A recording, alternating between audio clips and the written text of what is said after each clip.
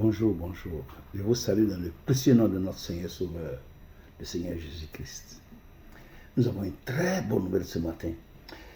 Et cette bonne nouvelle est dans Jean 5, 25 à 30. Je lis tout de suite la parole. En vérité, je vous le dis, l'heure vient, et elle est déjà venue, où les morts entendront la voix du Fils de Dieu, et ceux qui l'auront entendu vivront. Car comme le Père a la vie en lui-même, il a donné au Fils d'avoir la vie en lui-même. Et il lui a donné le pouvoir de juger, parce qu'il est le Fils de l'homme. Ne vous étonnez pas de cela, car l'heure vient où tous ceux qui sont dans les sépulcres entendront sa voix et en sortiront. Ceux qui auront fait le bien ressusciteront pour la vie, mais ceux qui auront fait le mal ressusciteront pour le jugement. Je ne puis rien faire de moi-même. Selon que j'entends, je juge et mon jugement est juste parce que je ne cherche pas ma volonté, mais la volonté de celui qui m'a envoyé. Donc celui qui a envoyé Jésus-Christ, c'est Dieu. Et c'est lui-même Jésus-Christ, le Dieu vivant. Donc ici, Jésus nous dit que il est venu afin que ceux, les morts, qui entendront sa parole, vivent. Et ensuite, il a dit que ceux qui sont dans les sépulcres entendront sa voix et en sortiront.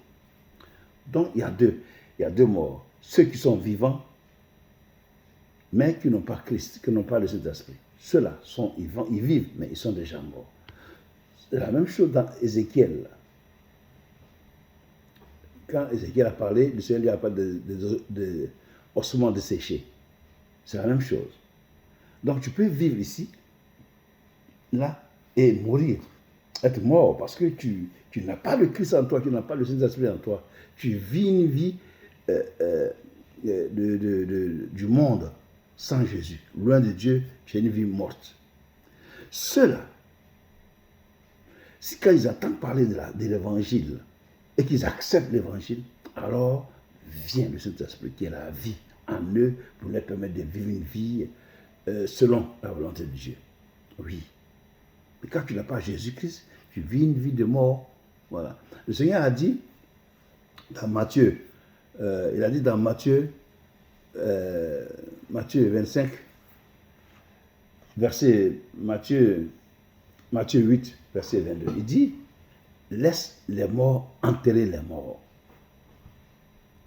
Laisse les morts enterrer les morts, toi sur moi. Donc ça veut dire qu'il y a des morts, il y a des gens qui sont là sur la terre ici, qui sont morts. Elles sont mortes par ces personnes parce qu'elles n'ont pas Jésus. C'est ça, c'est la vérité. Et ceux-là, au jour du jugement, il n'y a rien à dire. Ils vont direct en enfer. Je suis désolé. C'est ça. Parce que c'est Jésus qui donne la vie. C'est-à-dire que quand tu reçois Jésus dans ta vie, il te permet de vivre, non pas comme toi tu vis, comme le monde le montre, la télévision montre des choses. Non.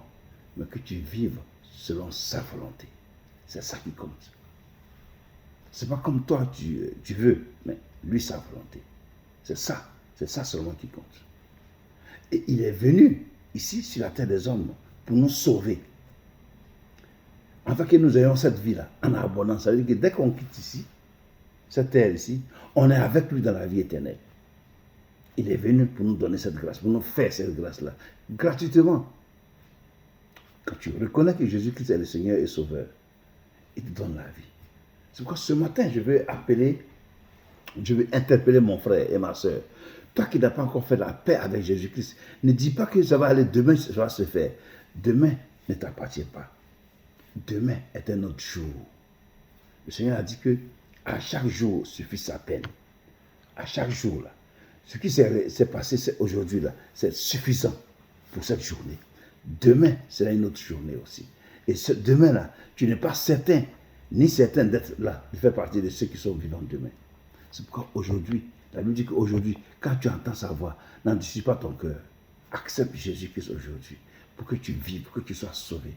Accepte-le aujourd'hui comme Seigneur et Sauveur et va te faire baptiser pour recevoir le Saint-Esprit à la suite. Et tu vivras. Que Dieu te bénisse. Au revoir.